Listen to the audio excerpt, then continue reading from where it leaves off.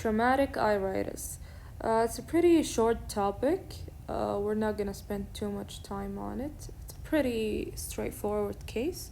Symptoms include, of course, history of trauma, dullness, throbbing pain, photophobia, tearing, and usually the onset comes after 3 days after the trauma.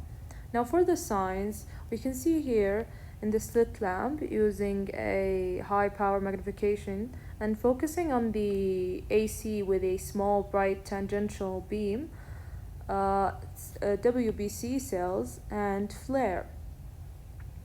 We can also see other signs like pain and the traumatized eye and photophobia, as we mentioned. We can also have changes in the IOP, either a high IOP or a low IOP. If it's a low IOP, this could be a result of ciliary body shock.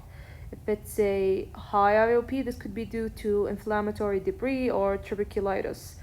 Um, Smaller, poorly dilating pupils or larger pupil due to the iris sphincter tears in the traumatized eye. You can also have perilimbical conjunctival injection, like we can see here, ciliary flush, and we can also have decreased vision and occasionally floaters. So we talked about the symptoms and the signs.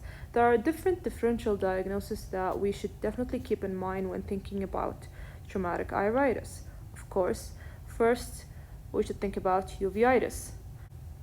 Non-granulomatous anterior uveitis should be ruled out.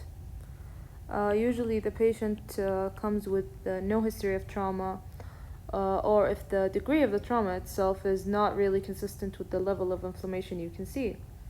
Also, we should rule out is hyphema, traumatic microhyphema, or hyphema, which are RBCs basically suspended in the anterior chamber. Second thing we should think about is traumatic corneal abrasion, maybe a CED.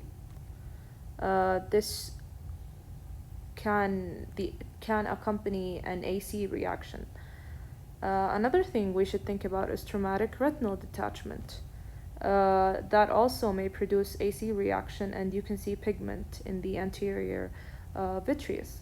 Now, for the workup, of course, we must do an extensive ophthalmic exam, measuring the IOP, do a dilated fundus exam, and make sure that you examine the eye properly.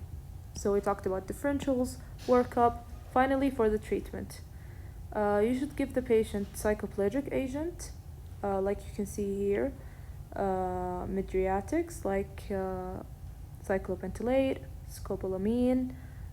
We can also use steroid as well, prednisolone, acetate, QID, but you should avoid steroid if a patient has epithelial defect. Of course, you should give analgesics if the patient needs it.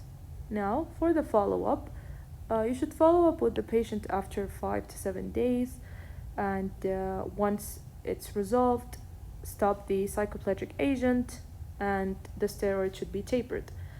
1 month after the trauma, you should do a gonioscopy to look for angle recession, and you should do an indirect ophthalmoscopy.